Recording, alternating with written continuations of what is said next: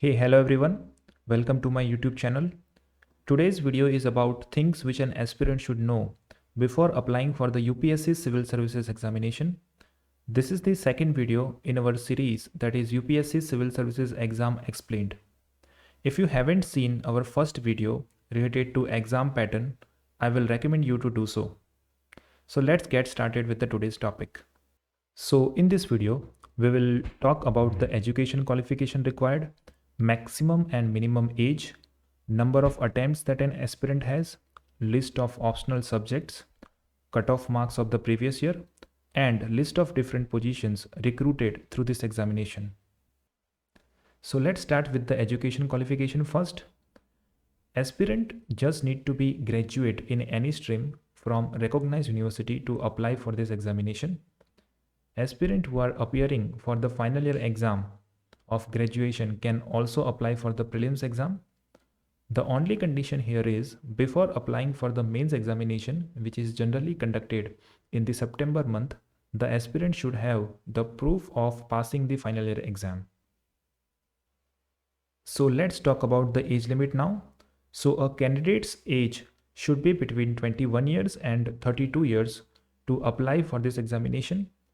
There is some relaxation given in the upper age limit for the candidates belonging to some categories. If a candidate belongs to SC or ST category, the relaxation in the upper age limit is up to 5 years. So he or she can apply for 37 years. If a candidate belongs to OBC category, the relaxation is up to 3 years. So he or she can apply for 35 years. For persons with benchmark disability, the relaxation is up to 10 years. I will recommend you to check the notification details for which kind of disabilities are considered here. For defense service personnel disabled in operations, the relaxation is up to 3 years, and for ex-servicemen, including commissioned officers and ECOs and SSCOs, the relaxation is up to 5 years. Let's talk about the number of attempts now. So a candidate belongs to general or economically weaker section category. The number of attempts allowed are 6. If a candidate belongs to other backward class, it's 9. For a candidate belongs to SC or ST, unlimited attempts are allowed within the age limit. Person with benchmark disability who belongs to general or economically weaker section has 9 attempts. Next is the optional subject. So here is the list of optional subjects available for this examination. A candidate should choose one subject out of this list. There will be 2 papers, paper 1 and paper 2, for the subject they select. Generally, candidates have so much confusion about which optional subject they should choose. So there are basically 2 parameters. So first one is your interest in this subject.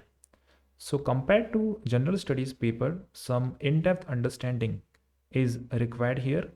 So if you don't like the subject, you can't read it for more number of hours and can't get that in-depth understanding. So the interest is the first thing here. The second is the resource availability.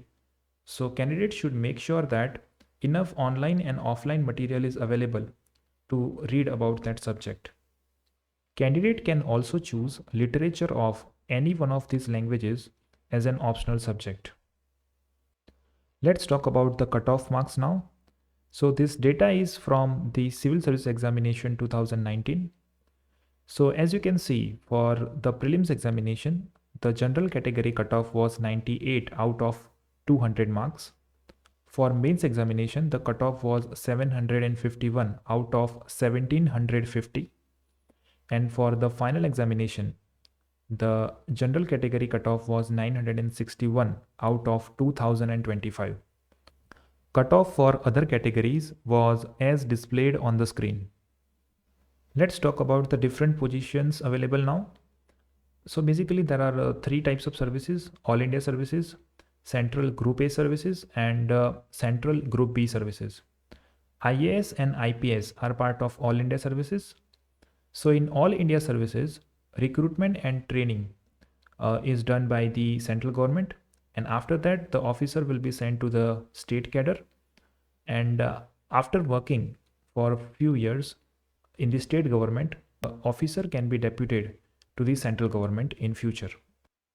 So this is the list of central Group A services. So it includes Indian Foreign Service, Indian Revenue Service Income Tax, Indian Revenue Service Custom and Excise. There are some positions related to railways here as well. That is Indian Railway Traffic Service, Indian Railway Account Service, Indian Railway Personnel Service, and Indian Railway Protection Force Service. There are some positions related to audit and accounts as well here. That is Indian and Audit Account Service, Indian Civil Account Service, Indian Defense Account Service, Indian PNT Accounts, and Finance Service. There is one position related to defense here, that is Indian Defense Estate Service.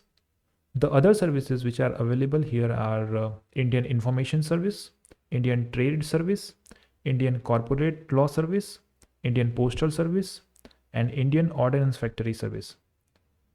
So I would recommend all the candidates to search on the internet about these services and get some detailed understanding.